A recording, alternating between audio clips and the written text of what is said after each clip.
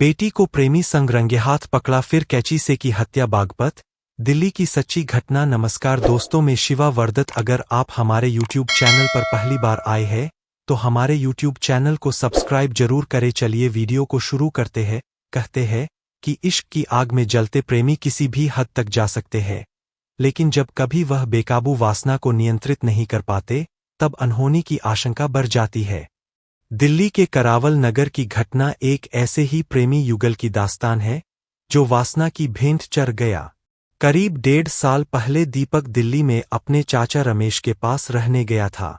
वहां रहकर वह कोई काम सीखना चाहता था, लेकिन इसी बीच मार्च 2020 में लॉकडाउन लगने पर वह वापस अपने घर बागपत लौट आया था। इस साल मार्च में दोबारा दिल्ली जाने वाला ही था कि तभी दोबारा लॉकडाउन लग गया।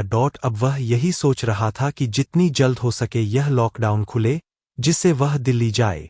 जून में जब दिल्ली का लॉकडाउन खुल गया तो वह दिल्ली जाने के लिए मां से जिद करने लगा, मम्मी मैं दिल्ली जाऊंगा। क्यों बेटा, अभी कोरोना खत्म नहीं हुआ है। मां बोली, लेकिन मम्मी लॉकडाउन तो खत्म हो गया है।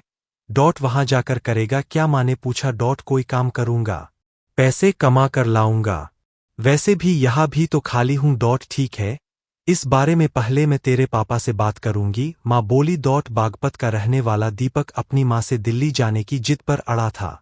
इस बारे में उसकी मां ने अपने पति से बात की तो पहले तो उन्होंने मना किया, लेकिन मिन्नत करने पर वह मान गए।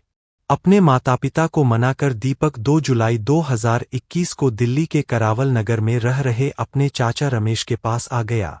उसके माता पिता भले ही समझ रहे थे कि उनका बेटा दिल्ली काम करने के लिए गया है, लेकिन उसके दिल्ली आने की वजह कुछ और ही थी। रमेश करावल नगर में किराए के कमरे में अकेले रहते थे। उनके पास दीपक दिन में ही आ गया था।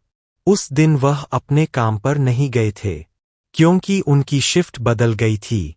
अचानक दीपक को आया देख वह चौंक गए। परिवार में सबका हालचाल लिया, फिर सुबह जो कुछ खाना पकाया था वह उसे खाने को दिया। दीपक खाना खाकर अपने पुराने दोस्त से मिलने को कहकर निकल गया। उसके चाचा भी खाने पीने का सामान लाने बाजार चले गए। दीपक सीधा अपनी प्रेमिका पूजा के लगा, लेना नहीं तो फाइन भरना पड़ेगा। पूजा ने मास्क दिया। पापा अभी भी नाराज है? दीपक ने पूछा। हाँ, लेकिन मैं उन्हें मना लूंगी। ये मोहल्ले वाले ही उनको हमेशा भड़काते रहते हैं। कोई बात नहीं, मैं अभी चलता हूं, फोन करूंगा, आज ही नया नंबर ले लूंगा। उस समय पूजा के पिता सत्यवीर सिंह घर पर नहीं थे। गली मोहल्ले वाले दीपक को अच्छी तरह से पहचानते थे। वह उसके और पूजा के संबंधों के बारे में जानते थे। उन्हें यह भी पता था कि उसकी वजह से पिछले साल गली में कितना हंगामा खड़ा हो गया था। उस रोज भी दीपक का पूजा के घर जाना गली के अधिकतर लोगों ने देखा। उन्हीं में से एक ने सत्यवीर को दीपक के आने की जानकारी दे दी।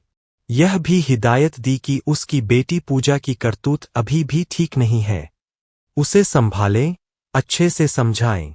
उसकी हरकतों का असर उनके बच्चों पर भी पड़ेगा। यह जानकर सत्यवीर अपनी बेटी पर आग बबूला हो गया था। उसने पूजा को काफी डांट फटकार लगाई। हालांकि सत्यवीर की डांट और चेतावनी का असर पूजा पर कुछ भी नहीं हुआ। इसका कारण भी था, वह दीपक से बेइंतहा प्यार करती थी। काफी समय से उससे मिलने को बेचैन थी। उसके मन में दीपक के लिए प्यार दबा हुआ था। उसके प्यार का उफान पिता की डांट से कहाँ थमने वाला था। दीपक की हालत उससे कहीं अधिक बेचैनी वाली थी। अब जाकर उसे मिलने का मौका मिला था। उसने तुरंत एक सेकंड हैंड स्मार्टफोन खरीदा और अपने चाचा की आईडी से नया सिम कार्ड ले लिया। उसके एक्टिवेट होते ही सबसे पहली कॉल उसने प्रेमिका पूजा को करके अपना नया नंबर सेव करने के लिए कहा। उनकी बातें फोन पर लगातार होने लगीं। पूजा ने फिलहाल उसे घर आने से मना किया था। इसी तरह 4 से 5 दिन निकल गए। दीपक पूजा से फिर मिलने को बेचैन हो गया था। उसे लग रहा था कि पास आकर भी वह पूजा से दूर क्यों है। दीपक के मन में पूजा के लिए दबी कुंठाएं अब दबने का नाम ही नहीं ले रही थीं। ऐसा ही हाल पूजा का भी था। 7 जुलाई 2021 की रात को दीपक ने पूजा को फोन करके मिलने की जिद कर डाली। उसका मन प्रेमिका से मिलने के लिए बेचैन हो रहा था। पूजा मेरी जान, नींद नहीं आ रही है। बताओ मैं क्या करूं? दीपक ने अपनी बेचैनी का इजहार किया। क्या करूं? मैं भी मिलना चाहती हूं, लेकिन ये मोहल्ले वाले हमारी मोहब्बत के दुश्मन बने बैठे हैं।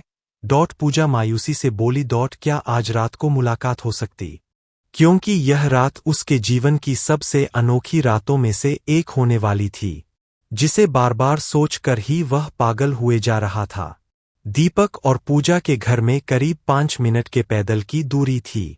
दीपक के मन में वासना की इतनी बेताबी थी कि उसे 1:30 बजे तक का इंतजार बड़ा लंबा लग रहा था। इसलिए वह रात को 1 बजे ही अपने घर से पूजा से मिलने निकल पड़ा। गली में सन्नाटा था, फिर भी इक्का दुक्का आते जाते लोगों से नजरें बचाता हुआ पूजा के घर के बाहर जा पहुंचा। आसपास टहलते कुत्तों के सामने साथ लाए बिस्कुट फेंक दिए। उसके घर के नीचे बैठकर 1:30 बजने का इंतजार करने लगा। रात के 1:30 बजते ही पूजा हल्के कदमों से दरवाजे की कुंडी खोल नीचे उतरी। दरवाजा आधा खोल दीपक का कॉलर पकड़ा और अपने मुंह पर उंगली रखकर उसे शांत रहने का इशारा किया। पूजा के इशारे पर दीपक आहिस्ता से उसके पीछे पीछे हो लिया। दोनों सीढ़ियों से ऊपर चढ़ गए। सीढ़ियां खत्म होते ही सामने बाथरूम था।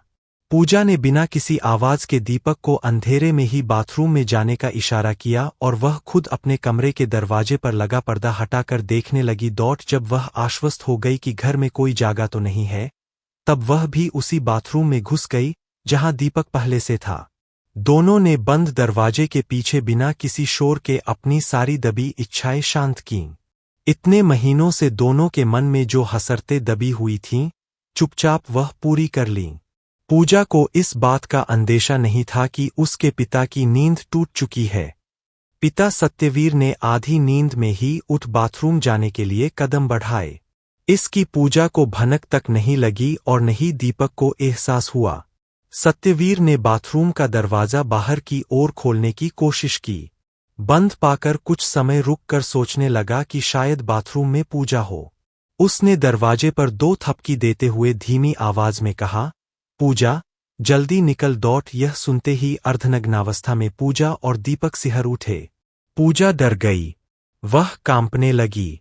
हड़बड़ाहट में जैसे तैसे कुछ अपने कपड़े पहने और कुछ हाथों में उठा लिए। उसमें कुछ कपड़े दीपक के भी आ गए थे। उसे कुछ नहीं सूझा और बाथरूम का दरवाजा खोलकर बाहर निकल दौड़ती हुई अपने कमरे की ओर भाग चली। इसी बीच दीपक का बनियान और अंडरवियर दरवाजे पर गिर गया। बाथरूम में अब केवल दीपक अकेला रह गया था। सत्यवीर अपनी बेटी को इस तरह से भा। दीपक को जरा भी आभास नहीं था कि वह इस बार पकड़ा जाएगा। दरअसल वह पूजा के इश्क में इस कदर डूबा हुआ था और वासना की आग में जल रहा था कि इस बारे में कोई विचार ही नहीं आया था, जिसका उसे गहरा सदमा लगा था। दीपक की आंखों से आंसू निकल आए। वह सत्यवीर के पैरों पर गिरकर माफी मांगने लगा, लेकिन तब तक सत्यवीर का गुस्सा 7वें आसमान पर जा पहुंचा था। उसने दीपक को बगल के खाली कमरे में ले जाकर बंद कर दिया। पूजा का कमरा बाहर से बंद किया और अपने कमरे से बेल्ट लेकर आया। कमरे का दरवाजा बंद कर बेल्ट से दीपक की जमकर पिटाई करनी शुरू कर दी। उसी दौरान उसने उसके ऊपर कैंची से भी वार किए। दीपक छोड़ देने की भीख मांगता रहा, लेकिन सत्यवीर रुकने का नाम ही नहीं ले रहा था। बेल्ट से हमला करने की वजह से दीपक के कई नाजुक हिस्सों पर चोट लगी, जिससे वह अधमरा हो गया।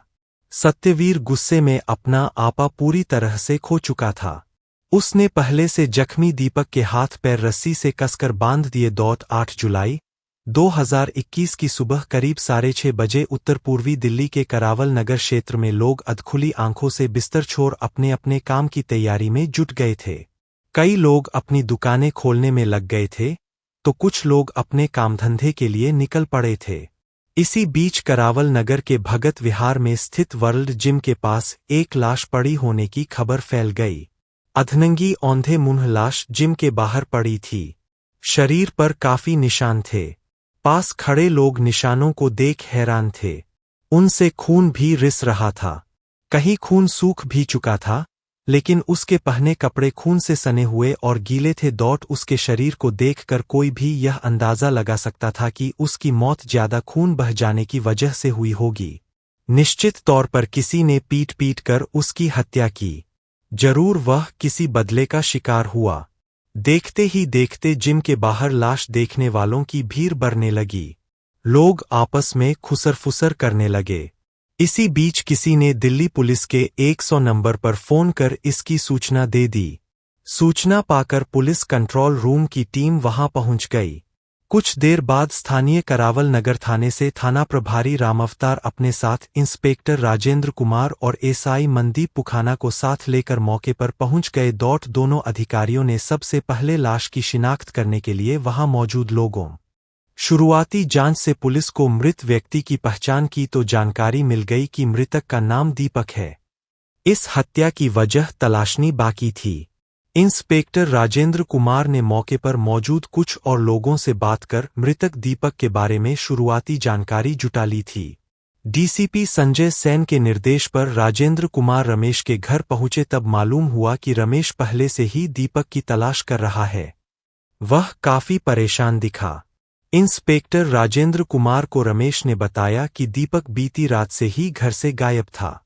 पुलिस ने रमेश से उसकी किसी के साथ दुश्मनी की बात, किसी से पैसे के लेनदेन या किसी झगड़े में शामिल होने के बारे में पूछा। इस पर रमेश ने साफ तौर पर मना कर दिया।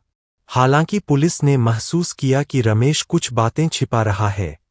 जब उससे सख्ती से पूछा, तब रमेश ने कुछ और जानकारी दी। रमेश ने बताया कि दीपक 2 जुलाई 2021 को ही अपने गांव बागपत से दिल्ली लौटा था। रमेश ने बताया कि दीपक का पास में ही रहने वाले सत्यवीर की बेटी पूजा के साथ अफेयर था। इस अफेयर के बारे में मोहल्ले में रहने वाले कई लोगों को पता भी था। इस पूछताछ के बाद पुलिस ने पोस्टमार्टम के बाद आए शव की पहचान के लिए रमेश को अस्पताल में बुलाया। लाश देखने के बाद रमेश अस्पताल में ही फूट-फूट कर रोने लगा। रोते हुए बोला, ये हत्या उसी लड़की की वजह से हुई है। दरअसल उत्तर प्रदेश के बागपत का रहने वाला 18 वर्षीय दीपक दिल्ली के करावल नगर में अपने चाचा रमेश के घर बचपन से ही रहता था।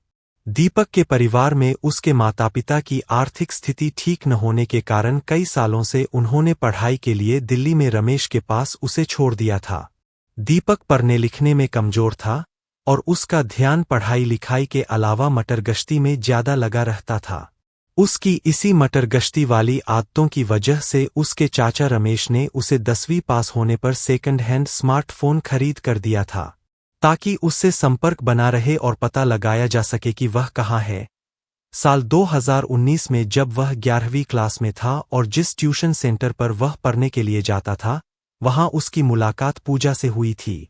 पूजा दीपक से एक क्लास जूनियर थी। दोनों ही इलाके के सरकारी स्कूल में पढ़ते थे, लेकिन उनके स्कूल अलग अलग थे। पूजा के अफेयर को अभी सिर्फ 4 से 5 महीने ही हुए थे कि 2020 में कोरोना की